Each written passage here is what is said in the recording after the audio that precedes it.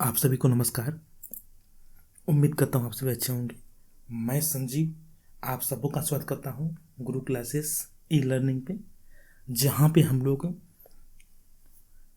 EVS series को कर रहे थे, जो एनसीईआरटी बुक का कंप्लीट वन लाइनर निचोड़ है, जो आगामी एग्जाम में आपके लिए बहुत ही ज़रूरी है।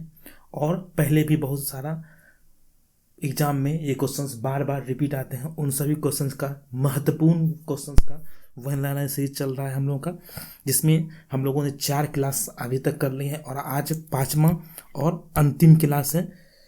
इसको कर लेने के बाद आपके सी टेट या किसी भी स्टेट के टेट में इससे बाहर क्वेश्चंस नहीं रहते हैं। सी टेट में कंप्लीट इसी से क्वेश्चंस रहता है, तो आप लोग इसे निश्चित ही अच्छी तरह से समझ लें और देख लें। और जो इस क्लास को नहीं कर पाए हैं तो वो प्रीवियस प्लेलिस्ट में जाकर के देख लें, और या आई बटन पे आप क्लिक करके सभी वीडियोज़ का देख सकते हैं। चलिए तो क्लास को हम लोग शुरू करते हैं। आप सभी जानते हैं कि अंतरिक्ष जो होता है हमारा, जो हमारा अंतरिक्ष है, अंतरिक्ष में बहुत से रोचक चीज़ें हैं। आपको पता है कि अंतरिक्ष में क्या होता है, गुरुत्वाकर्षण शक्ति नहीं होता है, ग्रेविटेशन फोर्स नहीं होने के कारण वहाँ पे सभी कुछ क्या होता है, हवा में ही उड़ते हैं, ऐसा देखा गया है। ऐसा तो इसके बारे में हम लोग कुछ जानते हैं। अंतरिक्ष के बारे में आपके एनसीईआरटी किताब में जानकारी दिया गया, जिसे हम लोग को जानना है। अंतरिक्ष में कोई भी व्यक्ति एक जगह टिक कर नहीं बैठ सकता। जिस तरह से आप अभी टिक कर बैठ के हमारे वीडियोज़ को देख रहे हैं, हमारी क्लास को देख रहे हैं, लेकिन अंतरिक्ष में ऐसा नहीं होता है। मोबाइल कहीं रहेगा, वीडियो कहीं रहेगा, लैपटॉप कहीं रहेगा। तो ये सब कुछ क्या होता है, ग्रेविटेशन फोर्स नहीं होने के कारण वो ऊपर नीचे हिलते रहते हैं और मतलब यहाँ वहाँ घूमते रहते हैं। एक जगह से दूसरी जगह जाने के लिए तैरना पड़ता है। जिस तरह से पानी में व्यक्ति तैरते हैं, तो उसी तरह से हवा में व्यक्ति को तैरना पड़ता है। पानी एक जगह टिक नहीं सकता रहता है। जैसे हम लोग पानी गिलास में या किसी में पीते हैं हम लोग, या कहीं पे रखते हैं, तो उस तरह से वहाँ आसमान में नहीं होता है, ब्रह्मांड में नहीं होता है। पानी बुलबुले की तरह इधर उधर उड़ते रहते हैं।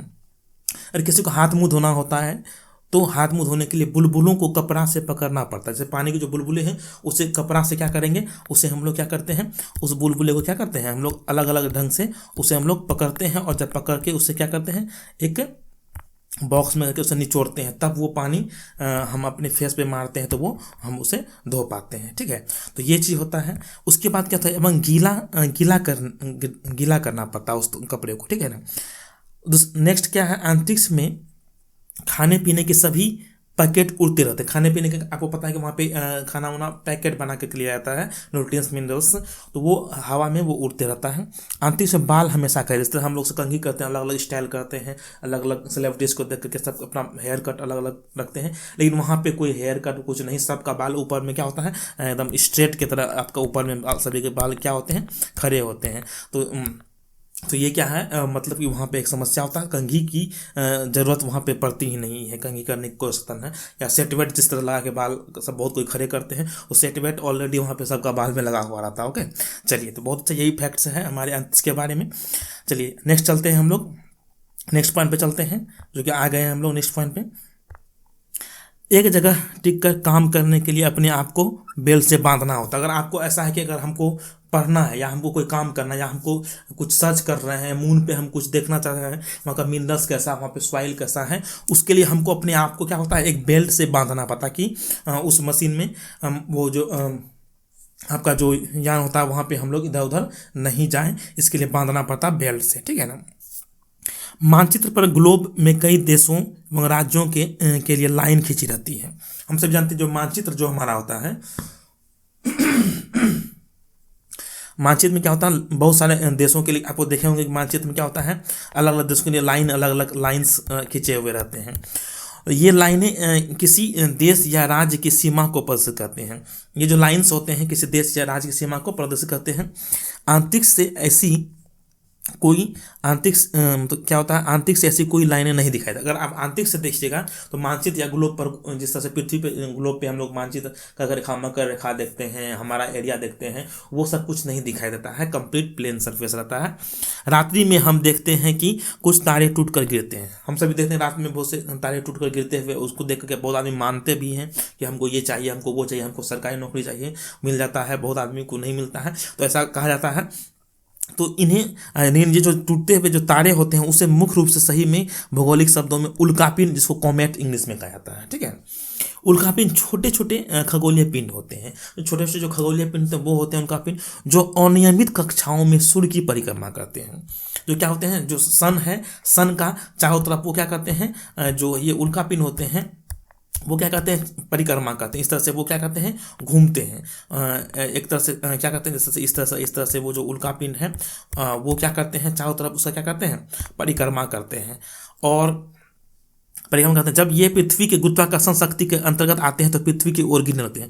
और जब पृथ्वी के ये ग्रेविटेशनल फोर्स के अंदर आता है तो वो पृथ्वी पर वो क्या होता है, एक एक करके क्या करते हैं, एक करके वो क्या करते हैं, गिरने लगते हैं। वो ऊपर से क्या होते हैं, एक तरफ से गिरने लगते हैं और यहाँ पे जमा होने लगते हैं। और पृथ्वी के मध्यमंडल में उनका पिंड जलकर नष्ट करते हैं। और जैसे ही मध्यमंडल में आता है, हमारा पता है कि आपको अलग अलग लेयर है, समताप मंडल, मध्य मंडल, ओजोन मंडल, ये सब मंडल में जब वो आते हैं तो वो आग की तरफ वो क्या होते हैं, जल जाते हैं और वो खत्म हो जाते हैं। तो ये प्रोसेस वहाँ पे हमारा उल्कापिंड का होता है, ठीक है। चलिए उसके बाद हम लोग चलते हैं इस पे क्वेश्चन पे आते हैं कि आपको पता होगा कि सुनीता विलियम्स, तो सुनीता विलियम्स सितंबर 2007 में भारत आई थी एवं कई विद्यालयों में उत्प्रेरित करने वाली भाषण दी थी। वो हमारी भारतीय मूल की है। कहना है कि नासा से पदमुक्त होने के बाद मैं शिक्षक बनूंगी। सुनीता विलियम्स बहुत दिनों तक ब्रह्मांड में रही है, बहुत लंबा रिकॉर्ड उन्होंने बनाया है। और वो 2007 में जो भारत आई थी, वो भारत में बहुत सारे विद्यालय जब गई तो वहाँ पे उन्होंने ये कहा कि जब मैं वो नासा से जब वो पदमुक्त हो जाएगी तो वो अगर उससे पूछा है क्या आप बनना चाहते, मैं शिक्षिका बनना चाहती हूँ। तो शिक्षक बहुत ही बड़ा ओहदा होता है किसी भी क्षेत्र में। तो अगर कोई वो अगर इतना बड़ा काम करने के बाद भी अगर वो शिक्षक बनना चाहते हैं और अभी आप लोग शिक्षक बनना चाहते हैं तो आप लोग समझ जाइए कि आप लोग बहुत बड़ा काम करने वाले हैं। शिक्षक से बड़ा कोई काम नहीं होता। अगर आप अच्छे शिक्षक बनते हैं, समाज को आप आईना दिखाते हैं, इसलिए आप लोग अच्छे शिक्षक बने, यही हमारा उम्मीद है। नेक्स्ट क्वेश्चन, नेक्स्ट पॉइंट पे हम लोग आते हैं। पेट्रोलियम के साथ एलपीजी गैस भी प्राप्त की जाती है। जो हमारा देखिए आपको होता क्या है, जो हम लोग यूज करते हैं LPG gas, liquid petroleum gas, या फिर हम लोग पेट्रोल यूज करते हैं, डीजल यूज करते हैं, किरोसिन यूज करते हैं, जो भी, तो ये सभी एक जो हमारा जो होता है ना खनन होता है, जिस तरह से उसी तरह से पेट्रोलियम का भी क्या होता है, नीचे से रिफाइन करके निकाला जाता है और वो जो ऑयल निकलता है वो पेट्रोलियम कहलाता है। और उसी को साफ करके अलग अलग रूप में परिवर्तन किया जाता है, उससे गैस भी बनता है, पेट्रोल बनता है, डीजल बनता है, केरोसिन बनता है ना। तो ये सभी अलग अलग फॉर्म होता है, क्वालिटीज़ के अकॉर्डिंग उसे क्लासिफिकेशन किया जाता है। और जो हम लोग घर में यूज करते हैं एलपीजी, लिक्विड पेट्रोलियम गैस, तो वो क्या होता है, वो उसी पेट्रोलियम का ही एक भाग है। विश्व में पेट्रोलियम का सबसे बड़ा जो भंडार है पूरी दुनिया में वो वेनेजुएला में सबसे अधिक है। उसके बाद इराक, ईरान, कुवैत, ये सब देशों में। ऐसा कहा, जिस तरह से हम लोगों के लिए पानी हमारे अंदर से निकलता है, उसी तरह वेनेजुएला, इराक, ईरान, कुवैत में वहाँ पे पेट्रोलियम निकलता है। इसीलिए वहाँ पे पानी अवेलेबल नहीं आसानी से, लेकिन पेट्रोलियम उसको बेच करके वहाँ पे लोग जीवन यापन करते हैं और हम लोग उससे खरीदते हैं। नेक्स्ट पॉइंट पे हम लोग चलते हैं। मुंबई से दिल्ली की दूरी लगभग 1400 किलोमीटर है, ऐसा कहा जाता है। राष्ट्रीय राज्य मार्ग के द्वारा मुंबई से दिल्ली तक जाने में 4 राज्यों से गुजरना पड़ता है। कितने राज्यों से गुजरना पड़ता है?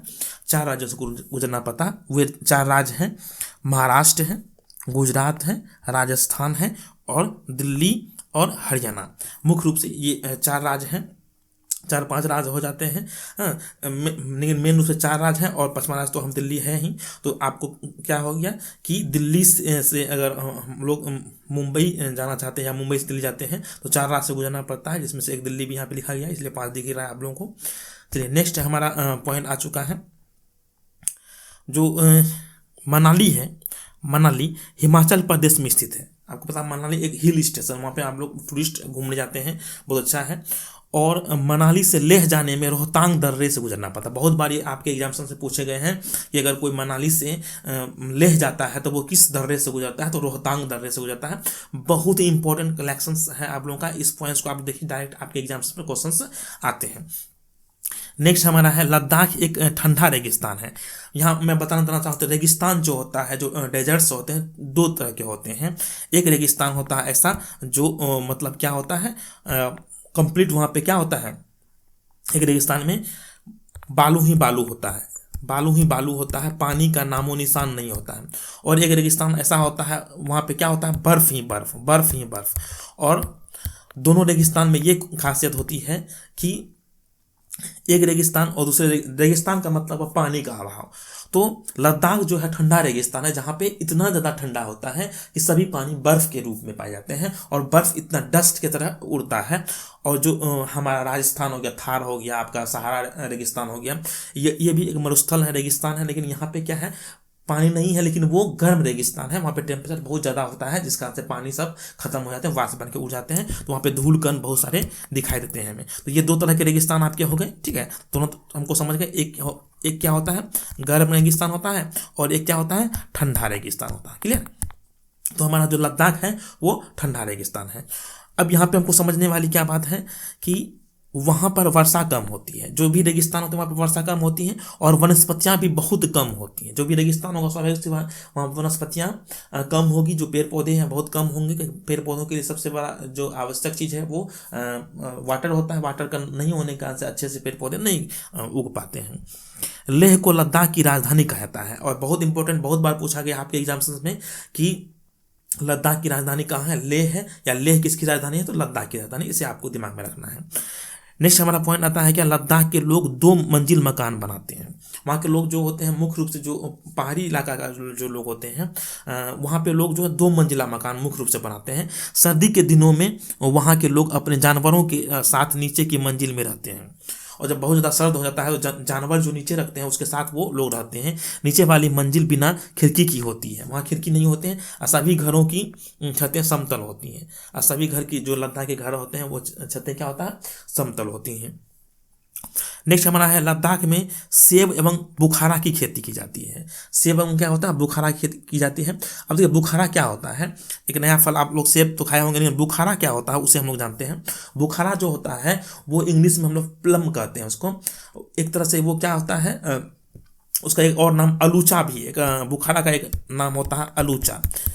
ये मुख्य रूप से देखने में क्या होता है, कह सकते हैं कि लीची के साइज का ही होता है, और इसका कलर जो होता है बैगनी कलर का होता है, डीप बैगनी कलर का होता है। और ये मतलब गुदा पीला, इसका जो गुद्दा होता है वो पीला रंग का होता है, और गाढ़े बैगनी रंग का ये होता है इसका छिलका। और ये खाने में थोड़ा सा खटमीठे स्वाद का होता है, और इसमें एंटीऑक्सीडेंट की मात्रा बहुत ज़्यादा पाई जाती है। और इसकी खेती मुख्य रूप से जो है ठंडे प्रदेशों में किया जाता है। जो लद्दाख जो ठंडे प्रदेश है वहाँ पे इसकी खेती बहुत ज़्यादा होती है। और इसकी जो अलग अलग जगह भी खेती होती, बहुत अधिक मात्रा में इसकी खेती अफगानिस्तान में खाया जाता होता है, और इसके जैम्स भी बनते हैं। और हमारे इंडिया में भी ये लद्दाख में मुख्य रूप से पाया जाता है, और ठंडे प्रदेशों में इसकी खेती होती है। बहुत अच्छा फूड है ये, फ्रूट्स हैं, और बहुत से लोग इसका सेवन करते हैं। ठीक है, चलिए नेक्स्ट इसमें देखते हैं हम लोग, थोड़ा सा इसके बारे में बता दिया आप लोगों को, बुखारा क्या होता है। बुखारा की खेती की जाती है। यहाँ के लोग लाल मिर्च, जो लाल मिर्च, सीताफल और मक्का तथा धान की भी खेती करते हैं। तो ये लोग इन सब की भी खेती करते हैं जहाँ पे ठीक ठाक लैंड होता है। लद्दाख में ही और उत्तर बढ़ने पर चांगथांग का इलाका स्थित है। लद्दाख में जब हम लोग नॉर्थ की साइड जब बढ़ते हैं, आगे की तरफ बढ़ते हैं, तो वहाँ पे क्या होता है, एक चांगथांग इलाका है। चांगपा की भाषा में चांगथांग का मतलब ऐसी जगह है जहाँ बहुत कम लोग रहते हैं, ऐसा जगह जहाँ बहुत कम लोग रहते हैं, है ना। ऊंचाई पर जाने में हवा में ऑक्सीजन की मात्रा कम होती है। ऑटोमेटिक है, आपको पता है, जैसे जैसे हम लोग ऊंचाई की तरफ बढ़ते हैं तो वहाँ पे क्या होता है, एयर प्रेशर कम होने लगता है। और जब एयर प्रेशर कम होता है तो वहाँ पे क्या होता है, और ऑक्सीजन की मात्रा भी घटने लगती है, जिस कारण से नाक से खून निकलती है। इसलिए जो भी पहाड़ पे जो जाने वाले व्यक्ति होते हैं वो अपने साथ ऑक्सीजन का सिलेंडर लेके जाते हैं, और वायु दाब भी कम हो जाता है, और सांस लेने में परेशानी होती है। ओके, उसके बाद हम लोग चलते हैं, नेक्स्ट क्या है कि हमारा है क्या, चांगथांग में घास के कई मैदान पाए जाते हैं। जो घास के मैदान होते हैं वहाँ पे घास के मैदान पाए जाते हैं। इन क्षेत्रों में चांगपा एवं बाकरवाल नामक घुमंतू जातियाँ रहती हैं। क्या कहते हैं, बकरवाल नामक घुमंतू जाति क्या होता है, जो यहाँ वहाँ घूमते रहते हैं, मतलब एक जगह पे अस्थिर नहीं रहते हैं वो लोग। ये घुमंतू जाति भेड़ तथा बकरी पालते हैं। भेड़ और बकरी का पालन मुख्य रूप से वो लोग करते हैं। चांगथांग के क्षेत्र में अच्छे किस्म की ऊन होती है। जो हम लोग स्वेटर पहनते हैं ठंडे के मौसम में, तो वहाँ पे बहुत अच्छे किस्म का ऊन होता है। अब नेक्स्ट हमारा जो आता है बहुत ही इंपॉर्टेंट, बहुत बार एग्जाम में आपके आ चुके हैं ये क्वेश्चन, से हम लोग देखते हैं। दुनिया में मशहूर है जो ऊन, वो पश्मीना ऊन होता है। पश्मीना ऊन, पश्मीना शाल बकरी के बाल से बना जाती है। पश्मीना शाल जो होता है बकरी के बाल से बना जाती है। पश्मीना शाल में 6 स्वेटरों के बराबर गर्मी होती है। अगर आप एक तरफ 6 स्वेटर रख दें, 6 स्वेटर रख दें, और एक तरफ क्या करें आप लोग, एक पश्मीना शाल रख दें, उसके बराबर उसमें क्या होता है, गर्मी होता है ना। तो 6 स्वेटर के बराबर किस में गर्मी होता है, पश्मीना शॉल में। पश्मीना एक खास प्रकार के बकरियों का नस्ल होता है। बकरी का नाम ही है पश्मीना, और उसी के खाल या उसी के बाल से जो मतलब कि चादर बनाया जाता है, उसे हम लोग पश्मीना शाल कहते हैं।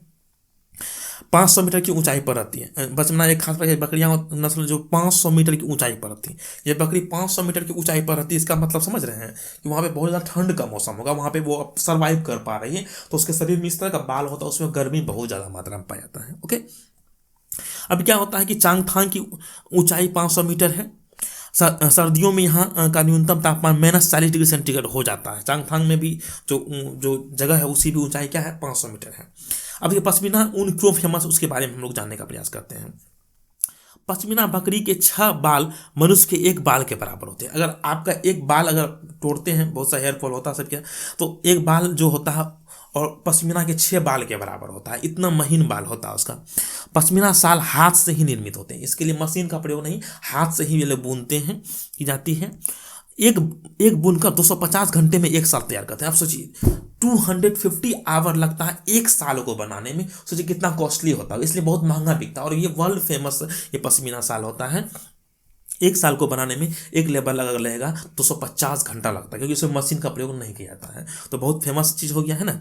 चांगपा लोग टेंट के घर को रेबो कहा जाता है। जो चांगपा लोग जो एक तरह का टेंट का जो अपना घर बना के रहते हैं, उसे क्या कहते हैं, वो रेबो कहा जाता है। क्या कहता है, रेबो कहा जाता है, ऐसे है ना। अब क्या ये जो रेबो होता है वो कह सकते हैं कि कम समय के लिए वो लोग घर बनाते हैं, फिर धीरे धीरे वहाँ जाते रहते जनजाति हैं। अब जोजिला दर्रा, इसके बारे में हम लोग जानने का प्रयास करते हैं। जोजिला दर्रा क्या होता है।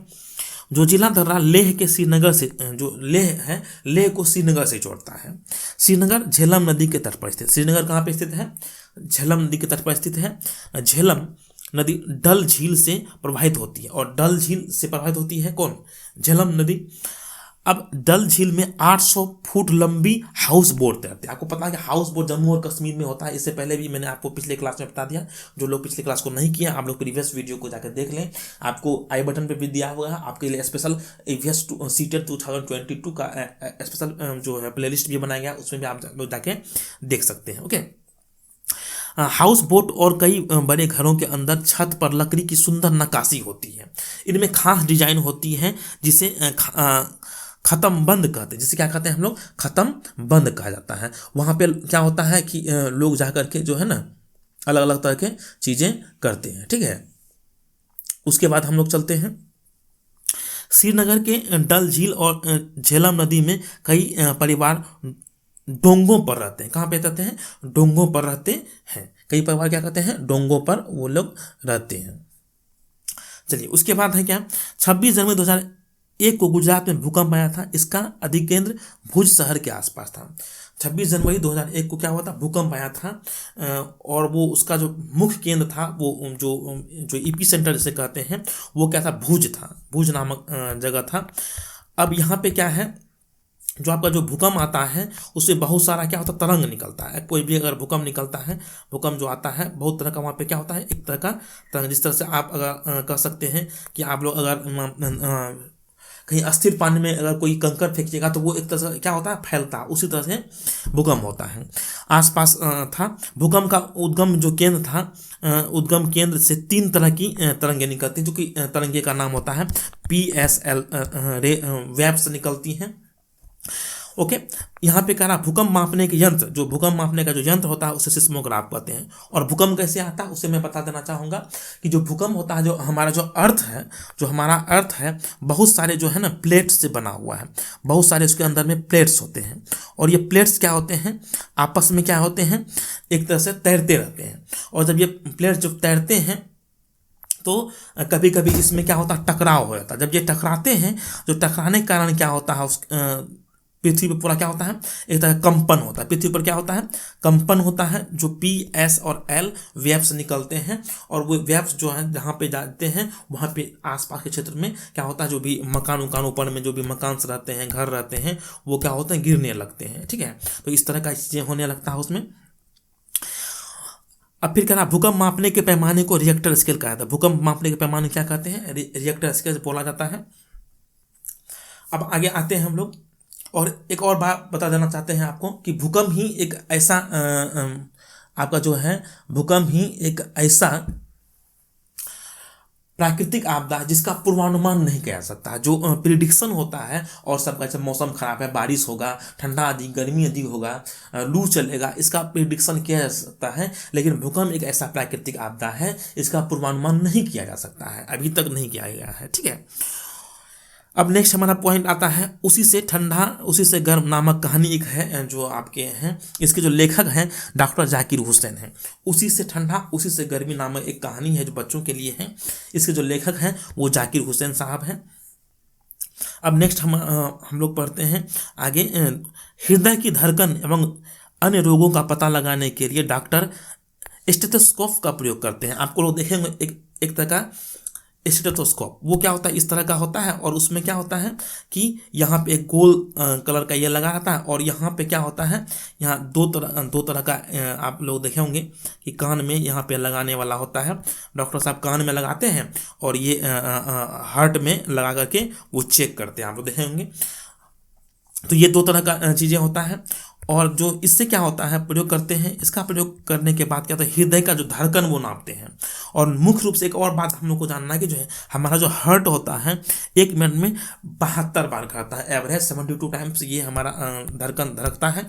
लेकिन जब कभी हम लोग जब कुछ काम करते हैं, जैसे दौड़ते हैं या फिर एक्टिविटीज करते हैं, वर्कआउट करते हैं, एक्सरसाइज करते हैं, तो हमारा हार्ट बीट क्या होता है, बढ़ता है। ठीक है ना, तो ये डिपेंड करता है आपके वर्कआउट पे, नॉर्मल एवरेज 72 टाइम्स होता है। ओके, अब हम आगे चलते हैं, नेक्स्ट पॉइंट हमारा आ चुका है। नेक्स्ट पॉइंट हमारा क्या है, इसे हम लोग देखते हैं।